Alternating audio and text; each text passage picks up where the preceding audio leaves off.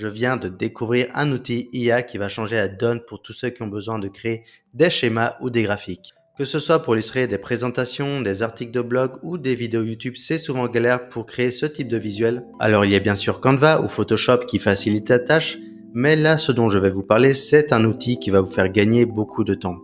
Alors cet outil c'est napkin.ai, je vous mettrai le lien en description. Donc à partir d'un simple texte de base que vous allez soit générer ou soit fournir directement, l'outil va créer automatiquement plusieurs propositions de schémas et ensuite donc vous aurez juste à choisir parmi les différentes propositions et à le personnaliser si besoin. Alors pour l'instant Napkin est encore en phase bêta, c'est donc une bonne nouvelle car on peut utiliser cet outil de manière illimitée et gratuite. La question ça va être jusqu'à quand?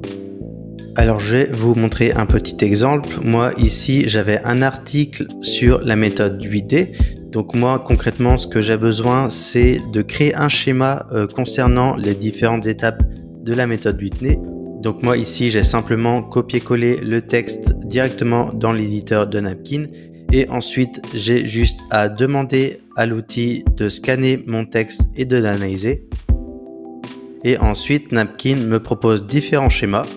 Alors on voit là qu'il y a pas mal de choses intéressantes. Moi j'aime bien celui-là. Donc là on peut cliquer dessus et là on voit qu'on a à nouveau plusieurs variations. Moi j'ai quand même envie d'avoir quelque chose de coloré, d'assez sympa pour illustrer mon article. Donc là par exemple je vais choisir celui-là. Et ce qui est bien c'est qu'il a bien repris les différents points de mon texte de base.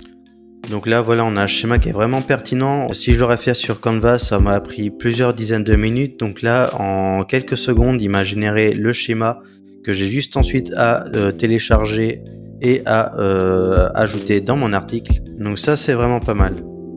Alors pour créer un schéma on a deux possibilités. Soit en fait on copie le texte qu'on en a déjà, ou soit on demande à Napkin de générer un texte avec l'intelligence artificielle. Donc là on va faire un test. Alors par exemple, admettons que j'ai besoin de faire une présentation sur l'histoire de Nike. Je vais lui demander pour une présentation sur l'histoire de Nike, peux-tu me dire quelles sont les dates clés? Donc là, l'outil me génère les dates clés de l'histoire de Nike. Et là, comme tout à l'heure, je vais sélectionner la partie sur laquelle je veux créer mon schéma. Et là pareil on va avoir plusieurs propositions.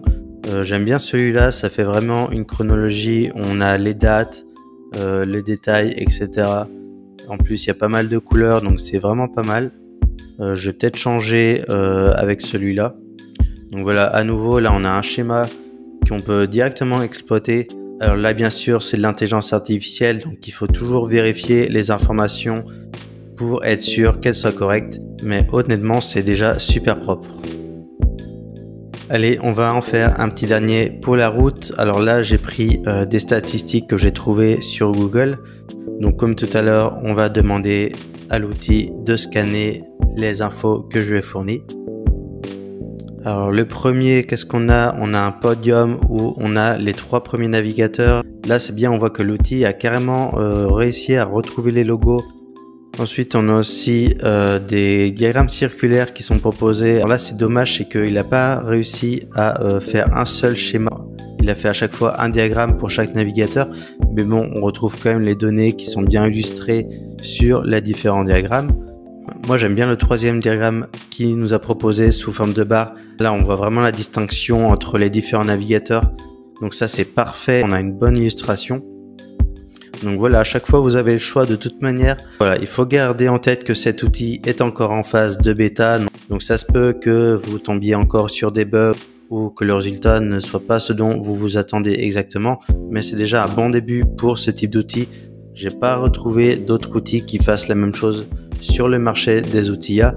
Donc honnêtement, faut encore laisser le temps aux développeurs de peaufiner la bête. Donc n'hésitez pas à tester par vous-même, faites des tests pendant que c'est encore gratuit, profitez-en, ça va vraiment vous faire gagner pas mal de temps sur vos illustrations.